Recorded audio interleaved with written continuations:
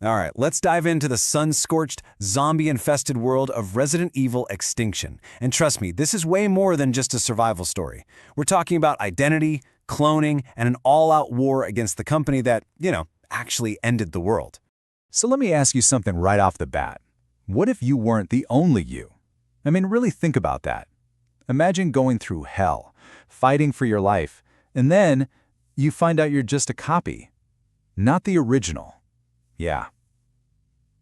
Let that one sink in.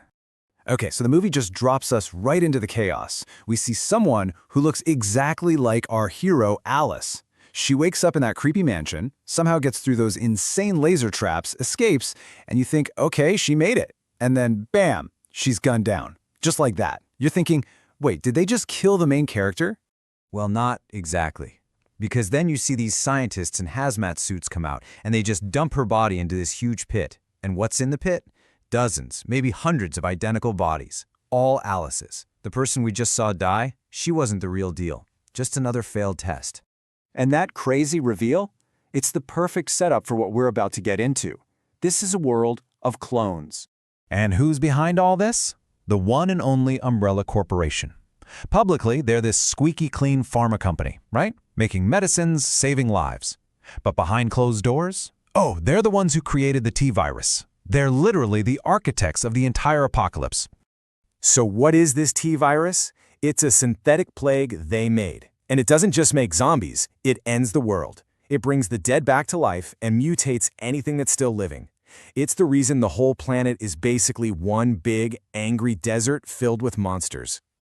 So while all that's happening in their secret labs, the real Alice is out there, alone. She's basically a ghost, moving through the wasteland, staying off the grid because she knows Umbrella is hunting for her. Why? Because she's the original. She's the key to all of this.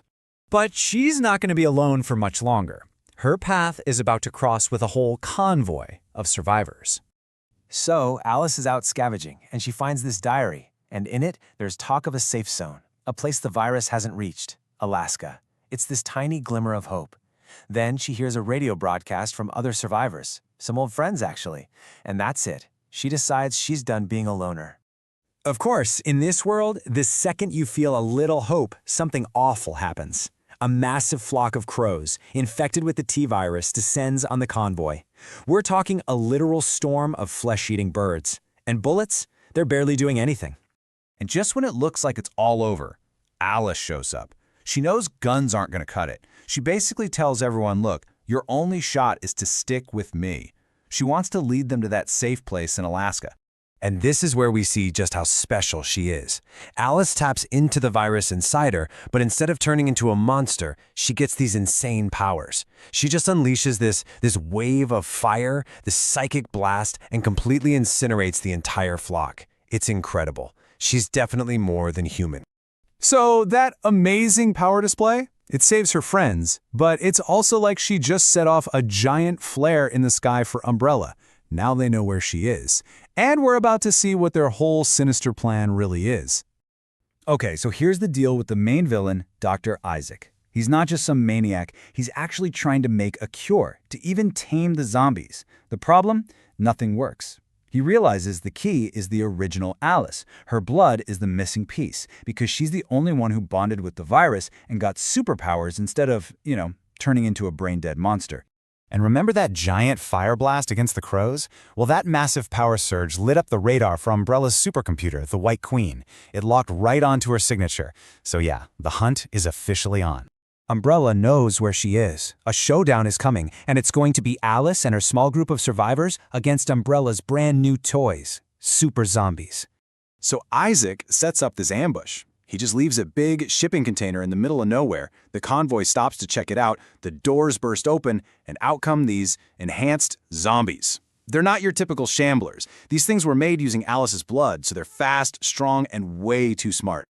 So the fight kicks off, and Alice is using her powers, holding them back. But Isaac has a trump card. He's watching from a satellite, and he just flips a switch. It's a system designed to shut down her powers. And just like that, her biggest weapon is gone. She's totally vulnerable. With Alice's powers neutralized, they're getting swamped. But then, one of the survivors, who'd already been bitten, does something incredible. He hops in a tanker truck full of fuel and plows it right into the middle of the horde. The explosion is huge, and it clears a path for everyone else. Seeing his friend sacrifice himself just enrages Alice. It gives her this surge of strength, and she just shatters Isaac's control.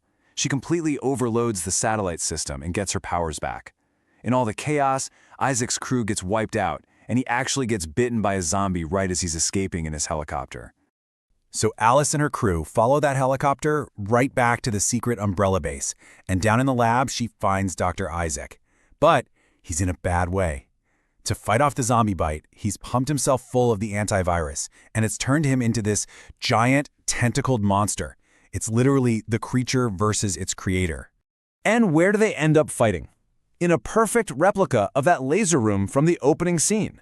And get this, just as the lasers are about to dice up the real Alice, one of her clones, who'd woken up in all the commotion, jumps in front of the beam. It's an incredible sacrifice that gives Alice the split second she needs to finish Isaac off for good. So, the big monster is dead. The immediate danger is over. But Alice isn't done. Not even close. This was never just about survival. Now, it's about war. So Alice sends a message, a hologram, to the entire Umbrella board. She tells them flat out, "I'm coming for you. I'm going to destroy everything."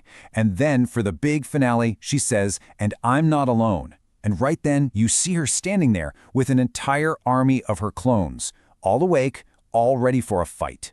And that's the cliffhanger. Think about it. One Alice was a nightmare for Umbrella. An army of Alices? That's terrifying. It seems like they'd be unstoppable. But then you remember who they're up against. Umbrella created this mess. They have unlimited money, monsters, and secrets. So it leaves you with this huge question. Is an army of heroes really enough to win a war for the world?